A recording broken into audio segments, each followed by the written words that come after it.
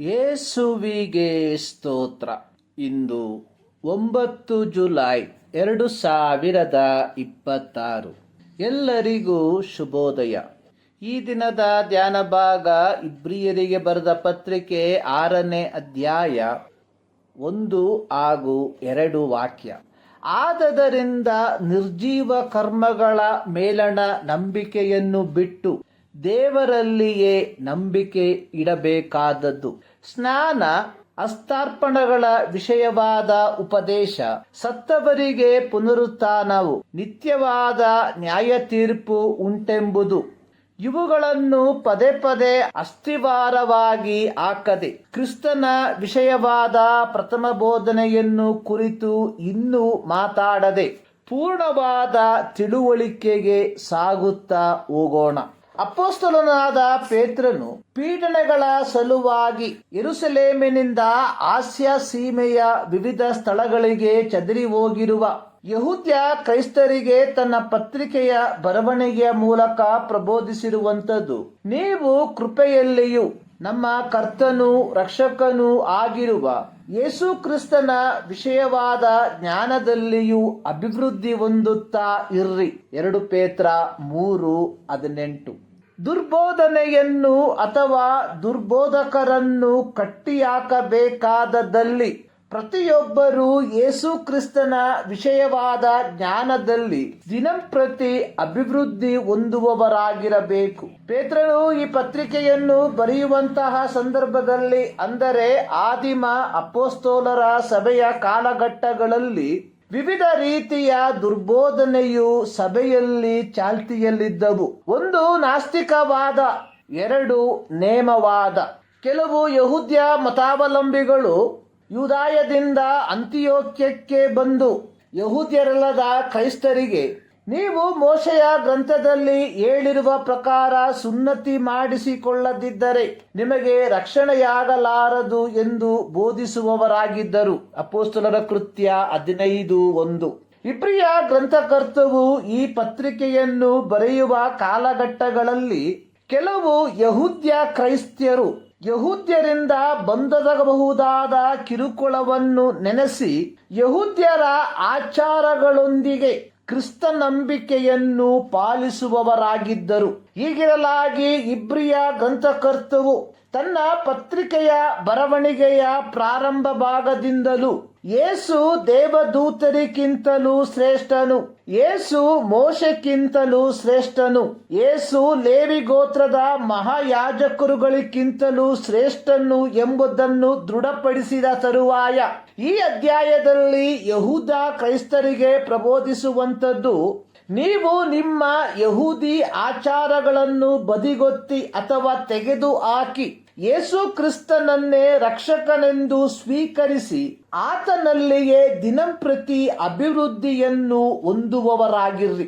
ಇಬ್ರಿಯ ಗ್ರಂಥಕರ್ತವು ಹೇಳುವಂಥದ್ದು, ನೀವು ಯೇಸು ಕ್ರಿಸ್ತನ ಮೂಲಕ ಲಭಿಸುವ ಶಾಶ್ವತ ರಕ್ಷಣೆಯನ್ನು ಹೊಂದಿಕೊಂಡಿರಲಾಗಿ ಮೋಶೆಯ ಮೂಲಕ ಕೊಡಲ್ಪಟ್ಟ ಧರ್ಮಶಾಸ್ತ್ರಗಳ ನಿಯಮದಿಂದ ತಕ್ಷಣಕ್ಕೆ ಹೊರಬನ್ನಿರಿ ಅಥವಾ ಅದನ್ನು ಬಿಟ್ಟು ಬಿಡಿರಿ.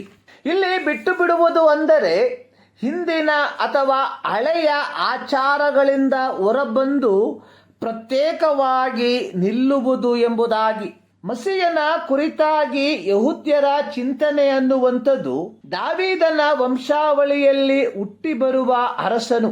ಆತನ ಆಗಮನದಿಂದ ಮಸೀಯನ ಯುಗ ಆರಂಭವಾಗಿ ಇಸ್ರಾಯೇಲ್ಯರಿಗೆ ಅವರಿಂದ ನಷ್ಟವಾಗಿ ಹೋದ ರಾಜ್ಯವನ್ನು ತಿರುಗಿ ಸ್ಥಾಪಿಸಿಕೊಟ್ಟು ಚದರಿ ಹೋಗಿರುವ ಇಸ್ರಾಯೇಲ್ಯರನ್ನು ಒಟ್ಟುಗೂಡಿಸುವನು ಎಂಬುದಾಗಿ ಆಗಿತ್ತು.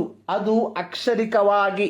ಪುನರುತ್ಥಾನ ಹೊಂದಿದ ಯೇಸು ಕ್ರಿಸ್ತನು ಪರಲೋಕಕ್ಕೆ ಒಯ್ಯಲ್ಪಡುವುದಕ್ಕಿಂತ ಮುಂಚಿತವಾಗಿಯೂ ಅಪೊಸ್ತಲರು ಆತನಿಗೆ ಕೇಳಿದ್ದು, ಸ್ವಾಮಿ, ನೀನು ಇದೇ ಕಾಲದಲ್ಲಿ ಇಸ್ರಾಯೇಲ್ ಜನರಿಗೆ ರಾಜ್ಯವನ್ನು ತಿರುಗಿ ಸ್ಥಾಪಿಸಿಕೊಡುವೆಯೋ? ಅಪೊಸ್ತಲರ ಕೃತ್ಯ 1:6. ಹೀಗಿರಲಾಗಿ ಇಬ್ರಿಯ ಗ್ರಂಥಕರ್ತವು ಯಹೂದ ಕ್ರೈಸ್ತರಿಗೆ ಹೇಳುವಂಥದ್ದು, ಮೆಸ್ಸಿಯನ ಕುರಿತಾಗಿರುವ ನಿಮ್ಮ ಹಳೆಯ ಚಿಂತನೆಯನ್ನು ಬದಿಗೊತ್ತಿ ನಿಜವಾದ ಮೆಸ್ಸಿಯನ ಕಡೆಗೆ ಗಮನವನ್ನ ಹರಿಸಿರಿ. ಯೇಸುಸ್ವಾಮಿಯು ಸಮಾರ್ಯ ಸ್ತ್ರೀಯ ಸಂಗಡ ಮಾತನಾಡುತ್ತಿರುವಾಗ ಆಕೆ ಹೇಳಿದ್ದು, ಮೆಸ್ಸಿಯನು ಬರುತ್ತಾನೆಂದು ಬಲ್ಲೆವು, ಆತನು ಬಂದ ಮೇಲೆ ನಮಗೆ ಎಲ್ಲ ತಿಳಿಸುವನು. ಯೋಹಾನ 4:25. ಯಹೂದ್ಯರು ತೊಳಕೊಳ್ಳುವುದು ಅಥವಾ ವಾಷಿಂಗ್, ಕನ್ನಡ ಸತ್ಯವೇದದಲ್ಲಿ ಸ್ನಾನ ಎಂಬುದಾಗಿ ಬರೆಯಲ್ಪಟ್ಟಿದೆ. ಅಸ್ತಾರ್ಪಣೆ, ಸತ್ತವರ ಪುನರುತ್ಥಾನ, ನಿತ್ಯವಾದ ನ್ಯಾಯ ತೀರ್ಪು ಎಂಬಿ ವಿಷಯಗಳ ಮೇಲೆ ಹೆಚ್ಚು ಗಮನವನ್ನ ಹರಿಸುವವರಾಗಿದ್ದರು. ತೊಳಕೊಳ್ಳುವುದು ಅಂದರೆ ಪ್ರತಿ ಯಹೂದ್ಯರ ಮನೆಯ ಮುಂಭಾಗದಲ್ಲಿ ಒಂದು ಪಾತ್ರೆಯಲ್ಲಿ ನೀರನ್ನು ಶೇಖರಿಸಿಡುತ್ತಿದ್ದರು.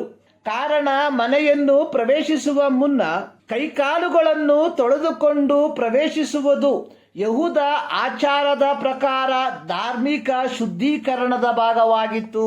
ಅಸ್ತಾರ್ಪಣೆ, ಮೋಶೆಯ ನಿಯಮದ ಪ್ರಕಾರ ಒಬ್ಬ ಯಹೂದ್ಯನು ಯೆಹೋವನಿಗೆ ಸರ್ವಾಂಗ ಹೋಮವನ್ನಾಗಲಿ, ಸಮಾಧಾನ ಯಜ್ಞವನ್ನಾಗಲಿ, ದೋಷ ಪರಿಹಾರಕ ಯಜ್ಞವನ್ನಾಗಲಿ ಸಮರ್ಪಿಸುವಾಗ ಅವನು ಯಜ್ಞ ಪಶುವಿನ ಮೇಲೆ ತನ್ನ ಕೈಗಳನ್ನು ಇಟ್ಟು ನಂತರ ಅದನ್ನು ಸಮರ್ಪಿಸುತ್ತಿದ್ದನು.